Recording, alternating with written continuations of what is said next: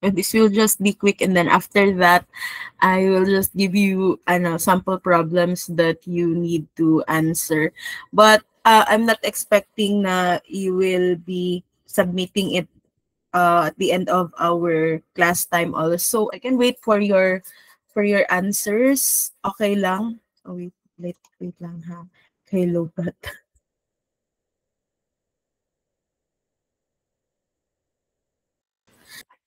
Okay, anyway, let us start. Let me know ha if hindi mag-move ang slide. Okay, the struggle is real. Ay, ba't ayaw mag-charge?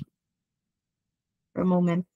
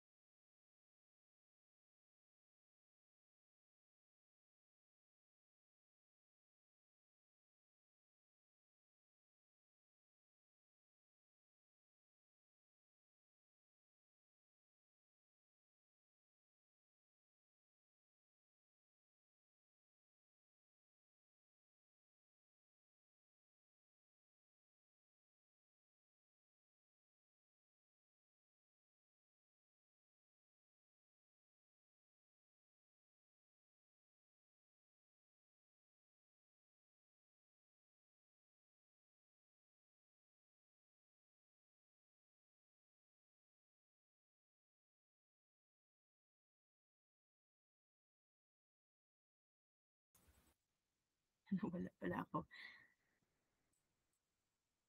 Ulitin ko lang siya.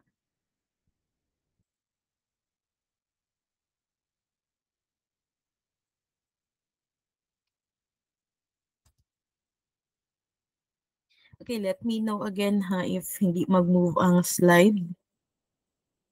Let's talk about the pharmacokinetic compartments today. This will just be quick.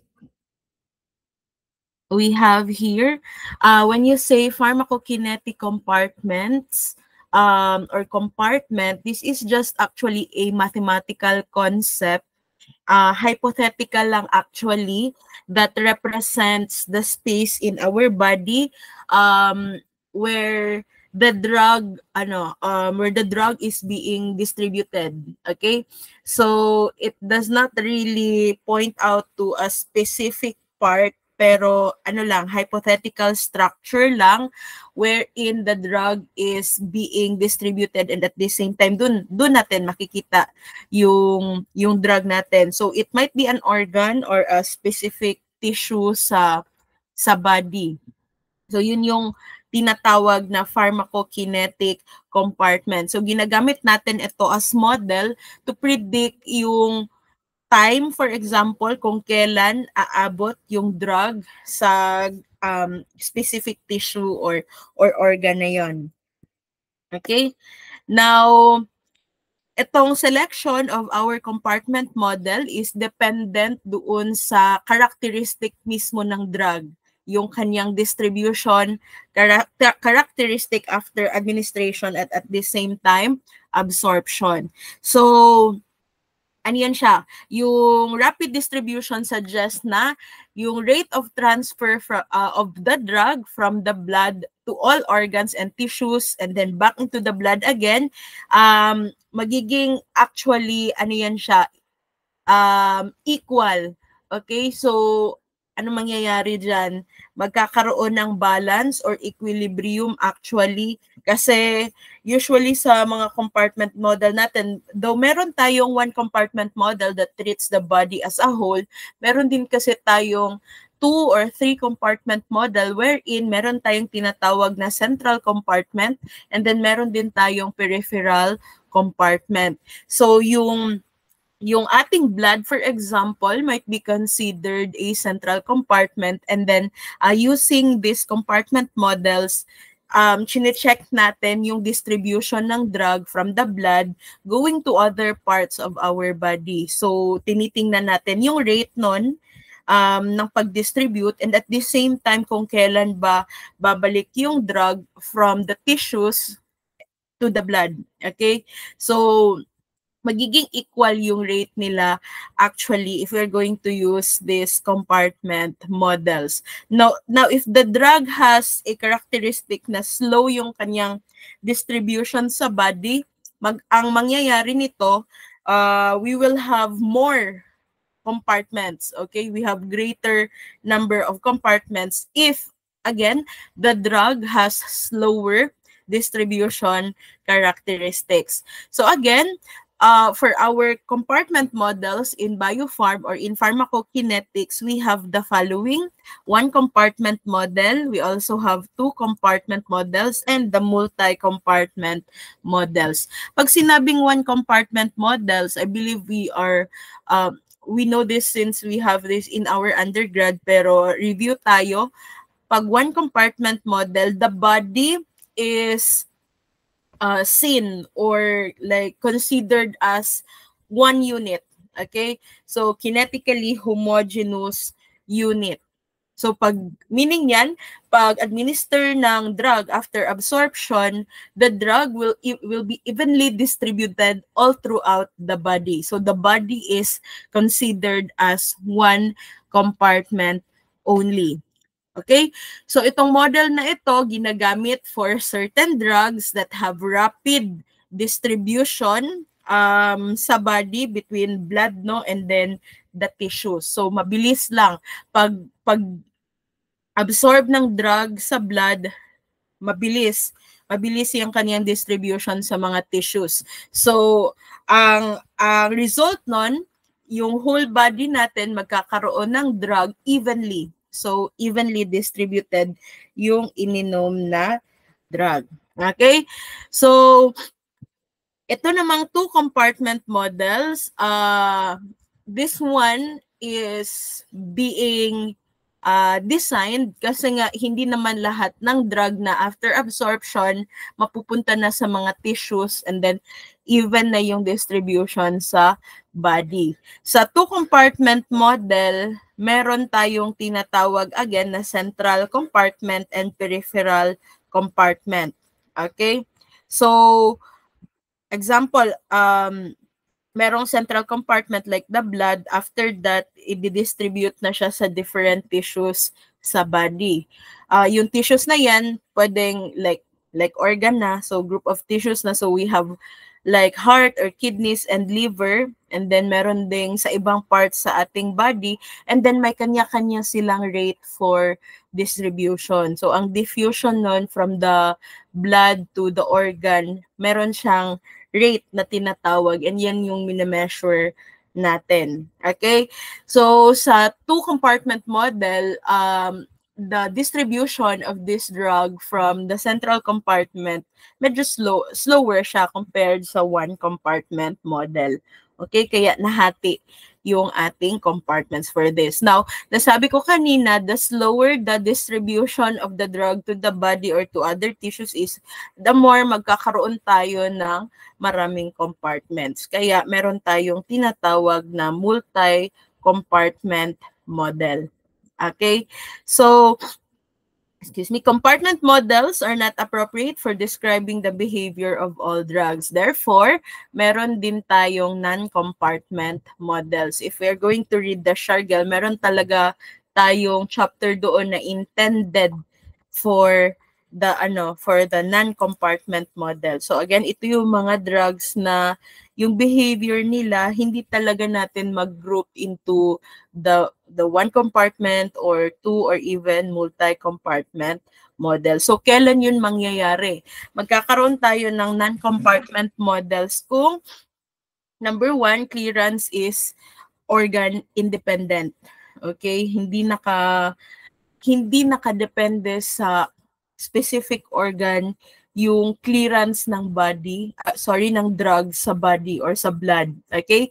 And elimination does not occur solely from the central compartment.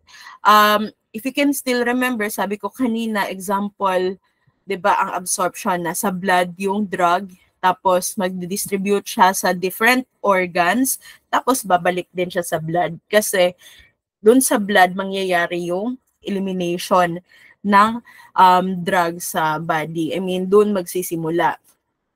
Now, ang mga drugs na hindi yung elimination nila sa body does not occur sa central compartment, hindi natin siya mako-compartmentalize, okay? So, under siya sa non-compartment model natin, okay? And then non-compartment pharmacokinetic analysis is dependent on estimation of total drug exposure. So, ang tinitingnan dito yung dose muna and then the concentration. And then again, hindi natin siya mahahati into different compartments. Paano natin malalaman yung total drug exposure? We need the AUC here, the area under the curve, which is paano natin siya mako-compute or mare-represent. It's the total amount of drug na napunta sa systemic circulation or sa bloodstream. So yan yung ginagawa to check for non-compartmental na pharmacokinetics of the drug. So meron tayong tinatawag na trapezoidal rule. Yan yung ginagawa natin again to check the AUC or the area under the curve.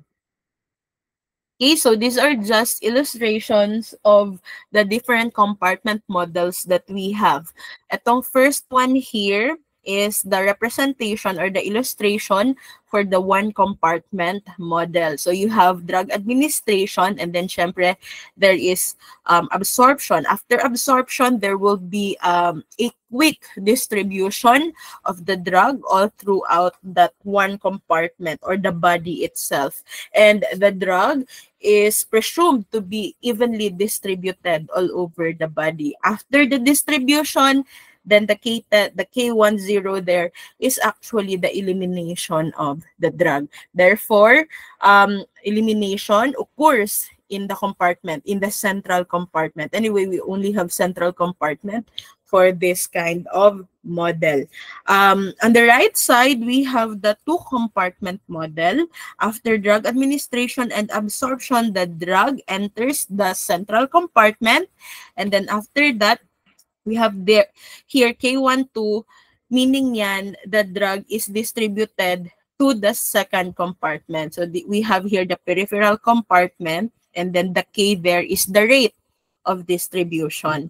And then after that, babalik lang naman K21, meaning from the peripheral compartment, babalik yung drug to the central compartment. Okay, bakit siya babalik? Because again, elimination occurs in the central compartment. Okay? So this is the two compartment model natin na illustration. And then sa baba, mahuhulog na ito into multi-compartment. But we only have 3 compartments here after administration and absorption. You have here the drug in the central compartment, and then we have distribution of the drug for both the second and the third compartments, in which we have a lot of rates here.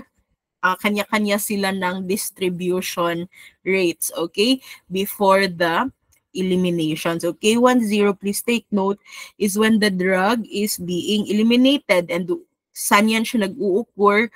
In the central compartment. Okay? So again, ang tandaan natin, the slower the distribution, the greater the number of compartments natin na mangyayari. Okay? So itong sa 3-compartment model, marami tayong like different tissues, different organs na hindi kasi pare-pareho ang rate ng distribution ng drug. So it will be treated as one compartment kung magkaiba yung kanyang distribution characteristic for that kind or specific type of tissues or organ. Okay? So ito yung mga compartment models na sinusunod natin sa study ng pharmacokinetics. Okay, so the compartment selection process is highly dependent on, number one, syempre, the physicochemical properties of a drug. Yung, actually, alam naman natin yan, even sa absorption, nakadepende pa rin sa physicochemical property. Syempre, yung distribution din, depende din sa characteristics or sa properties ng drug. Frequency of the plasma samples collected, kaya, matagal na tayo hindi nag-meet, no? So last time I have mentioned 15 folds yung kanilang ginagawang blood extraction, and then kada blood extraction nag-check sila ng amount ng drug, okay?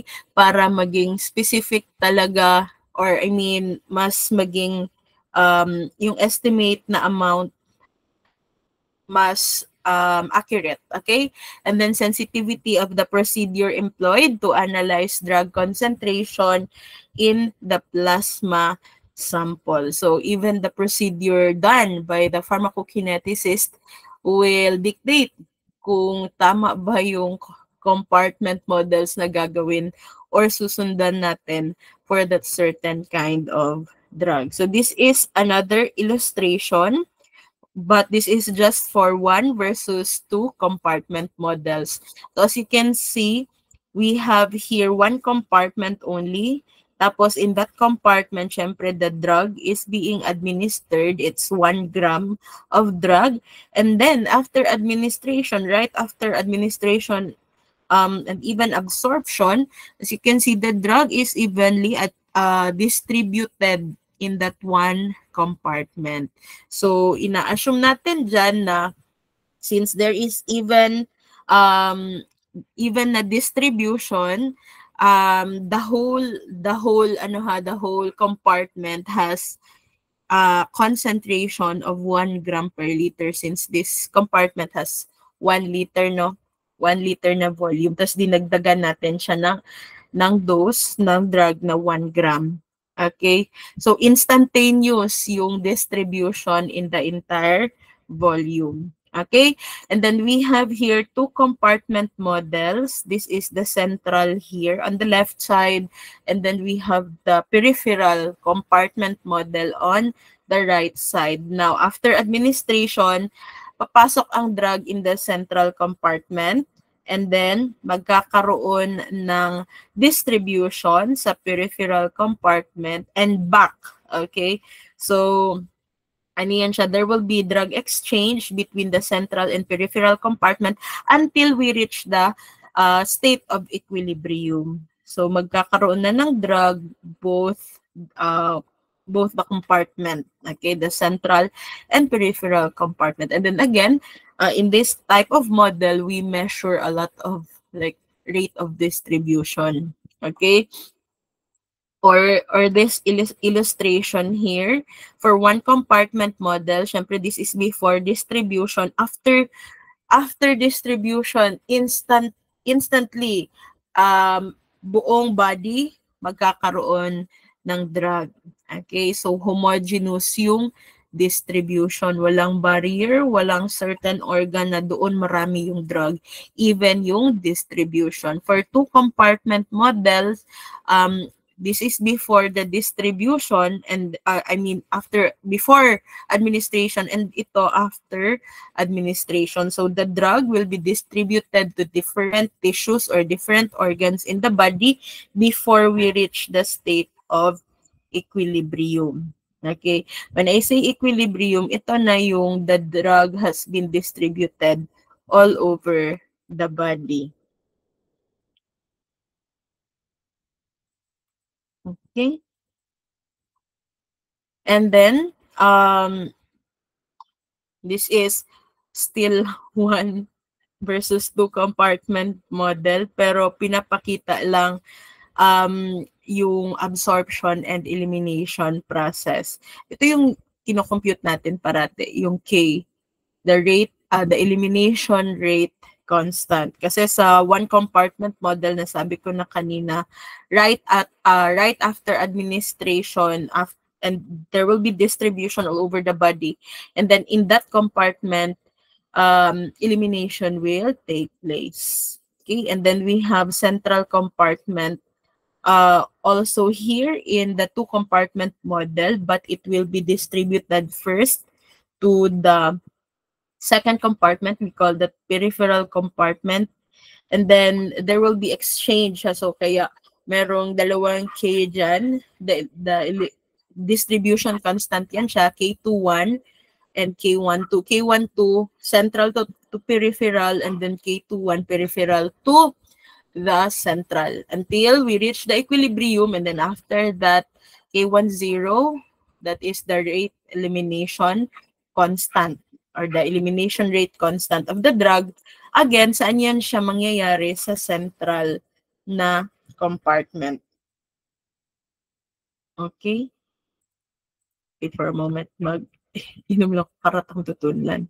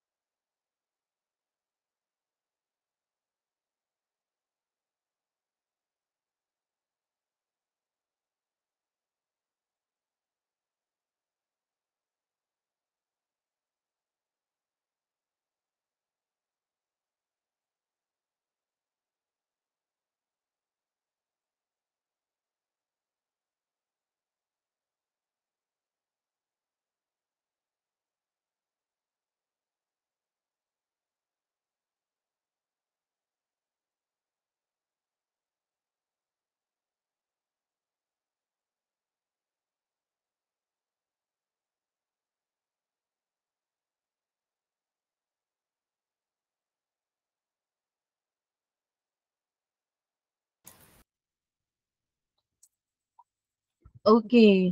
Let's continue. Ano lang ito, yung sunod ng mga slides. These are just illustration of the compartment models. Okay. So like this one, drug input here, distribution on the second compartment, and then the drug will be redistributed to the central compartment before elimination will happen. So marami tayong i-compute na K dyan. We have K going from central to peripheral and going back, and then meron pa tayong another K here for the elimination. But let's not do that for now.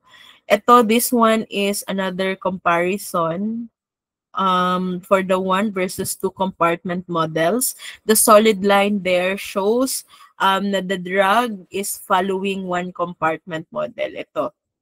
Okay?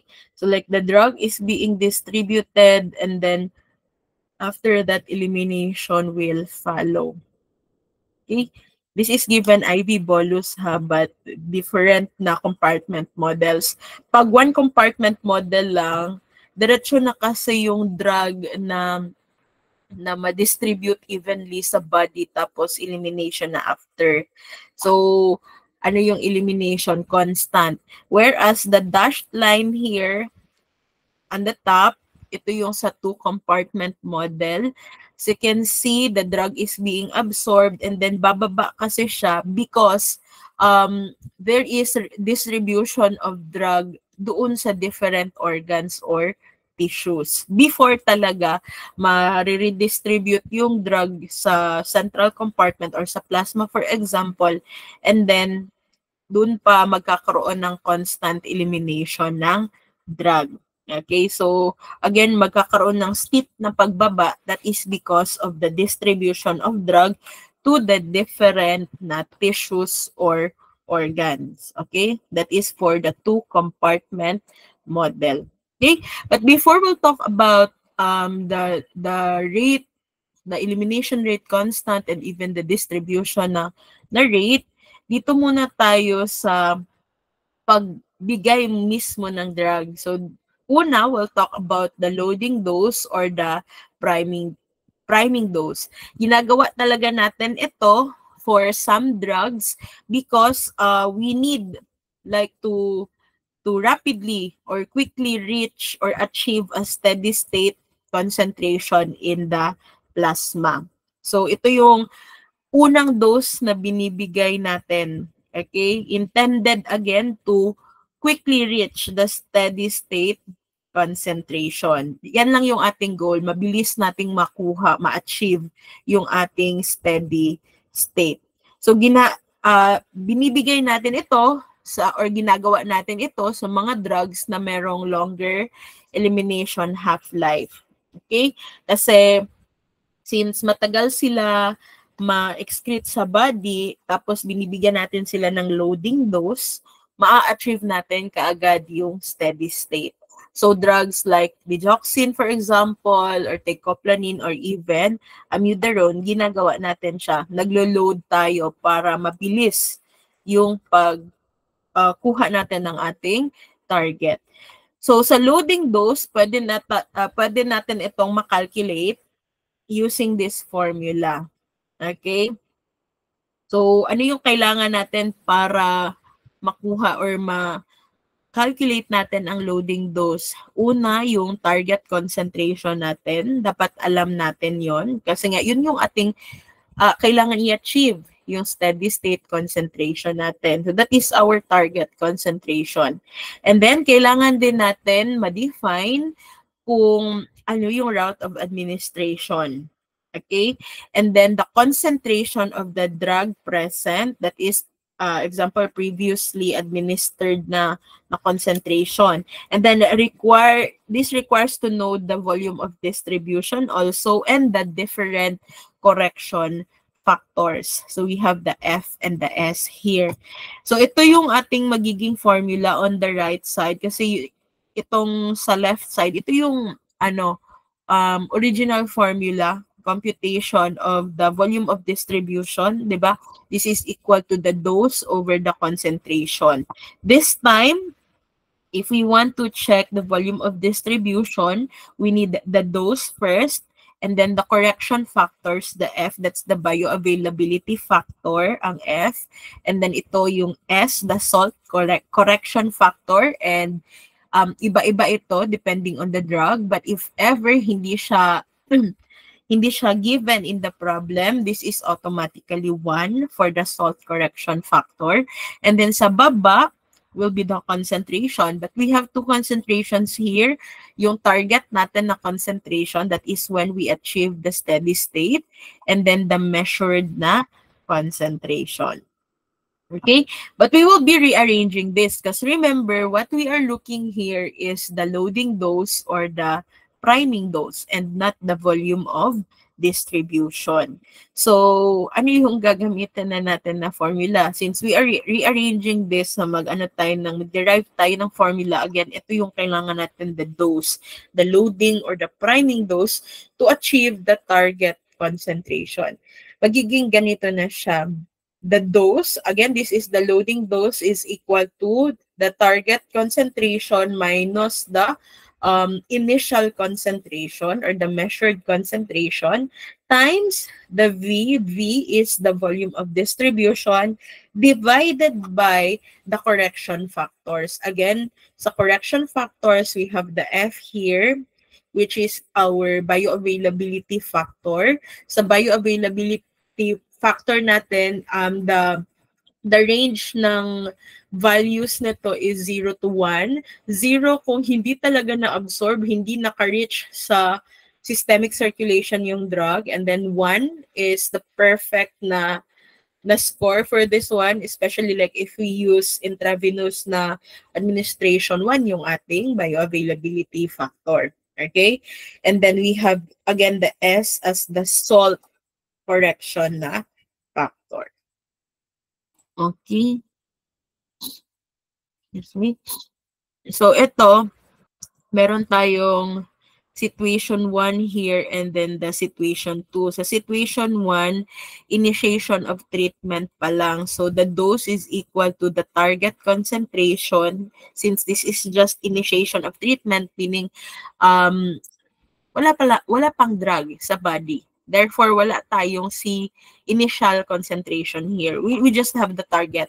So the target concentration times the V, the volume, divided by the correction factors. Okay? Now, sa IV administration, this is still initiation of treatment ha. We still have C target here times the V, but this time divided by the S na lang siya. Bakit? Kasi nga IV administration siya, automatic the F here is 1. Okay? So ito yung sa kabila, ano lang ito, pinapakita lang dito kung ano yung magiging S or the salt correction factor natin. So we have here 200 milligrams of aminophylline or aminophylline, and then 80% of that is theophylline, and then the 20% is the ethylene diamine. The dose is 160 milligrams. So ang salt correction factor nito is 0.8. Okay? If we want to check the dose, i-compute lang natin S times F times the dose. 0.8 yung salt correction factor. The F here is 1 because again, this is given IV. And then the 200, the dose of the aminophylline na binigay talaga sa patient is the 200 milligrams. So all in all, the drug that reaches the systemic circulation is just 160. Pero hindi yan yung i-focus natin. Let's focus on the loading dose. Okay, so I'll give you some examples before you do this.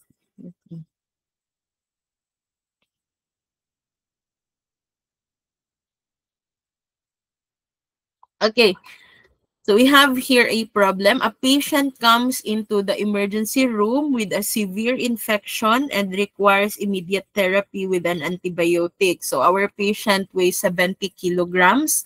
The volume of distribution of the antibiotic is 1.429 liters per kilogram. Again, that's the volume of distribution. And then the bioavailability is 0.5. So meaning this antibiotic is not given intravenously.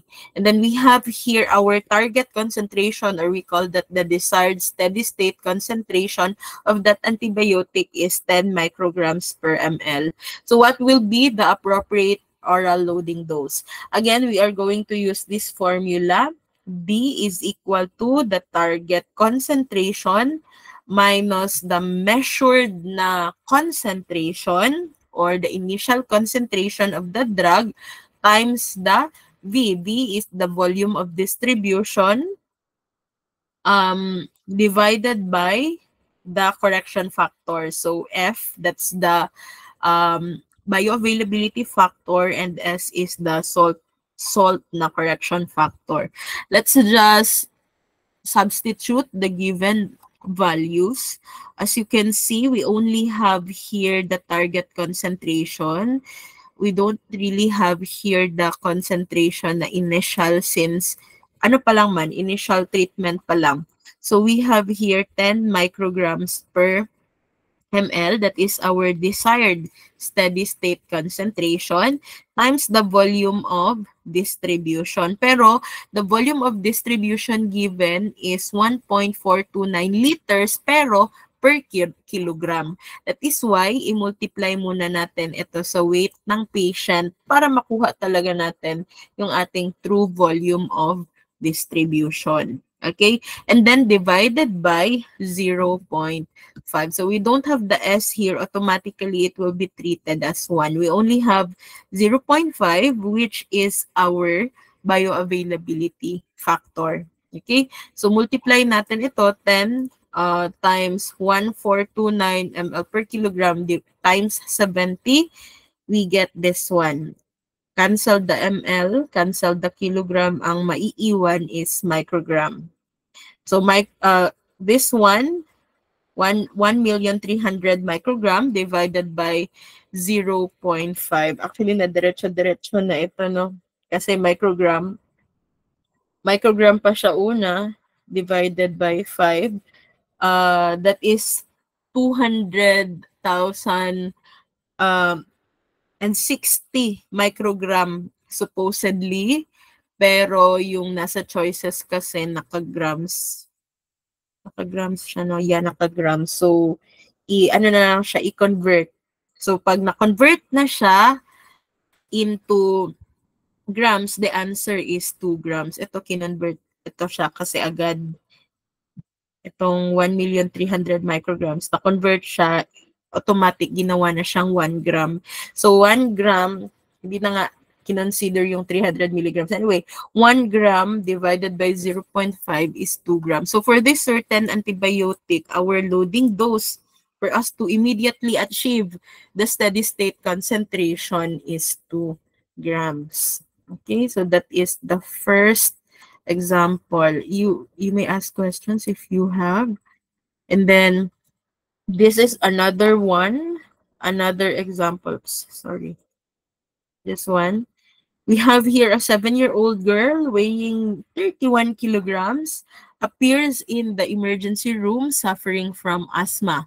So there is the decision made to initiate treatment with the drug theophylline. The desired steady state concentration is 15 microgram per ml. And we have here the volume of distribution, the apparent volume of distribution, 0.5 liters per kilogram. And then we have here the F, or the bioavailability factor. This is given orally. We have 0.6. So what is the most appropriate loading dose? Intravenous na loading dose. So ganun pa rin naman yung ating formula. The loading dose is equal to the concentration, the steady state concentration minus the measured, or the initial concentration, times the volume of distribution divided by the F times S. Okay? Or the salt na correction factor. So, ilalagay natin dito 15 milligrams per liter. This should be microgram, sorry. I-check ko lang later, ha. This should be anyway, nag-convert na. This is micrograms per ml, supposedly, but kinonvert na siya directly. 15 micrograms per ml is equal to 15 milligrams per liter para diretso-diretso ang computation since the volume of distribution given is in liters. Okay, liters per kilogram. So again, this is the steady state concentration, that is our target concentration, times the volume of distribution. Again, the volume of distribution is given, apparent na volume of distribution has so na 0.5 liters per kilogram. We need to get rid of the kilogram. Thus, we multiply it sa weight ng patient, and that is 31 kilograms. Now, this is supposedly divided by F times S. Okay? So, ang S dyan, automatic 1. Pag hindi nabigay, it's 1. Pero yung F, bakit nawala yung F dyan? Meron siya actually binigay na oral bioavailability, and that is 0.6. However, please take note of the question. We are asking here for the intravenous loading dose. And remember, for intravenous administration, our bioavailability factor is 1. So, kaya hindi na rin nilagay dyan.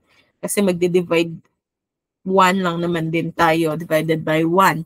So, 15 times 0.5 times 31, cancel the liters, cancel the milligrams, you will have the milligrams, unit in milligrams, and the answer is 232.5. So, For the intravenous injection of the drug for asthma, that is 232.5 milligrams na loading dose will immediately achieve the steady state concentration or our target concentration.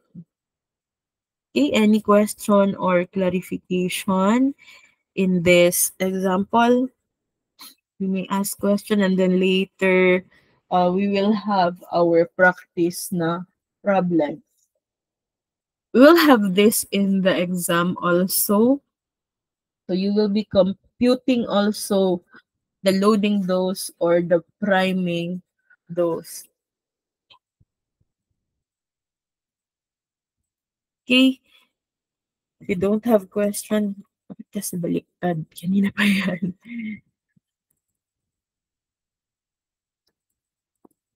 Okay.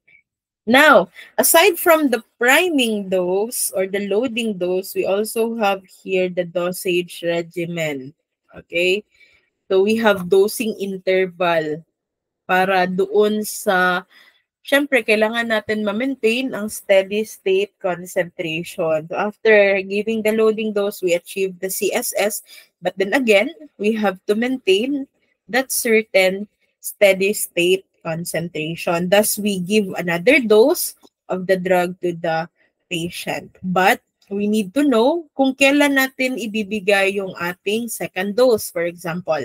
Thus, we have here the dosing interval. Okay, so how do we compute our dosing interval? We have dosing interval equals the F, still the bioavailability factor.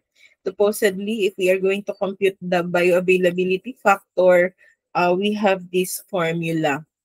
We need the area under curve of the oral administration of the drug divided by the AUC for the IV. Okay? Kaya meron tayong illustration dito. Multiplied to the dose of the drug given in IV over the dose given via the oral route. Okay? But anyway, most of the time, this is given. And if the route is intravenous, that is automatically 1. Times the S, again, the salt correction factor ito,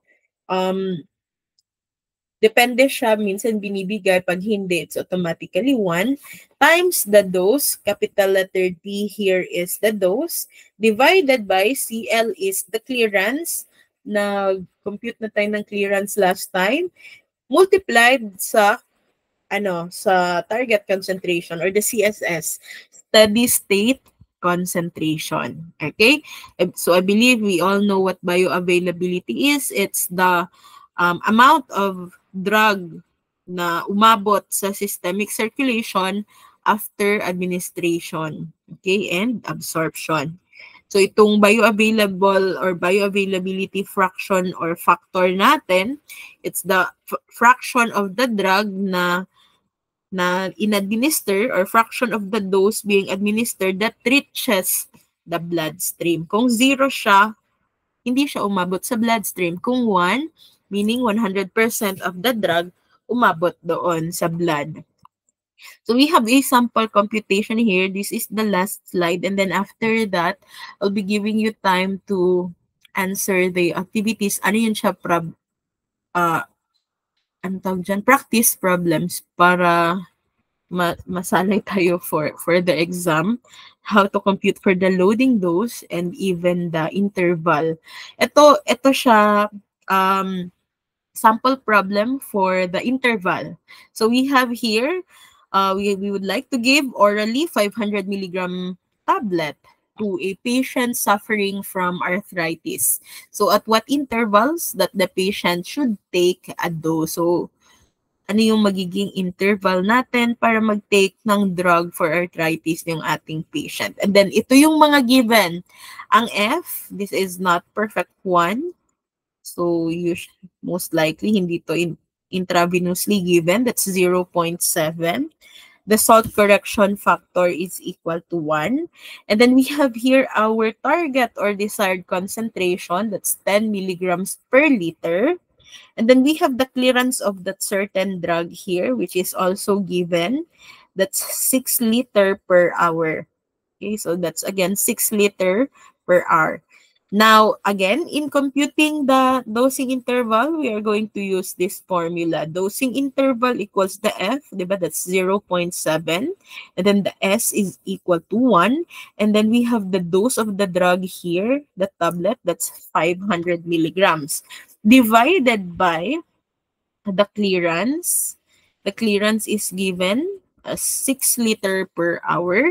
And then we have also our steady state concentration, which is our target or desired concentration. That's 10 milligram per hour. Hindi lang dito nilagay talaga yung mga units, pero you can cancel. You can cancel the unit. Ang maiiwan dyan, yung time, syempre. Kasi we are talking about the interval. So, 0.7 times 1, 0.7 times 1 times 500, that's 350 divided by 60, 6 times 10. So the answer is 5.83 R. That is our interval. Let us just round it off to the nearest whole number since we are talking about like interval, no? In hours mostly tayo. So the next dose will be taken after 6 hours. Okay? So, yan yung magiging interval natin. Iinom ang patient after 6 hours will actually achieve the steady state concentration.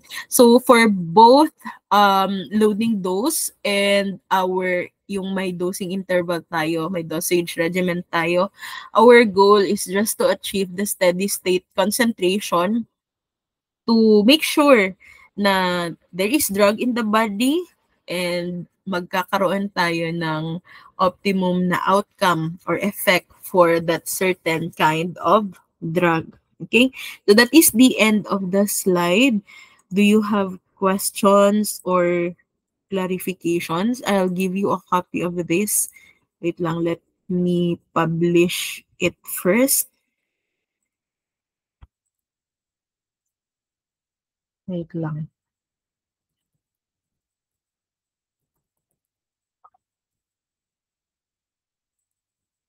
I'll give you a copy for your reference and then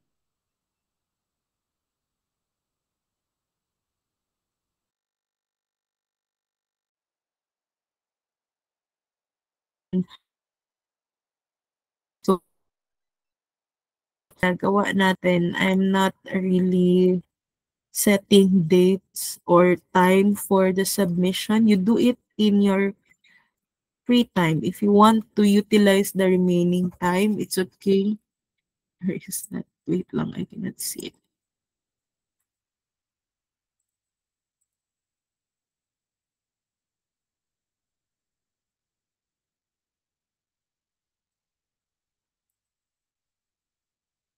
Sige, so the material is being posted and then pa-wait na lang ha, ano ko din, yung mga practice problems. Nakahati kasi yun. Anyway, the first part is being posted also. You may do that for the remaining time before tayo mag-out. Reminders again, we'll have the exam September 21, and the exam will include multiple choices, essay, and a lot of like problem solving. So make sure to bring your calculator and make sure na you are very familiar with our formula. Okay, so we'll have computations like the loading dose, the dosing interval. We'll also have computations for the half-life, for the clearance, and for the volume of distribution. Yung ibang things or concepts na na-discuss natin sa essay na and sa multiple choices. Okay? So yun lang. Any concern before we'll end our meeting? Or any clarification? Wala na? Hello, ma'am.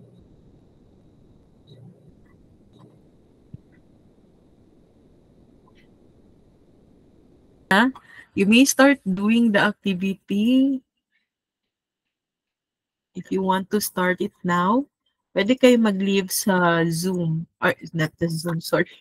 I'm always using Zoom, sorry. This is Google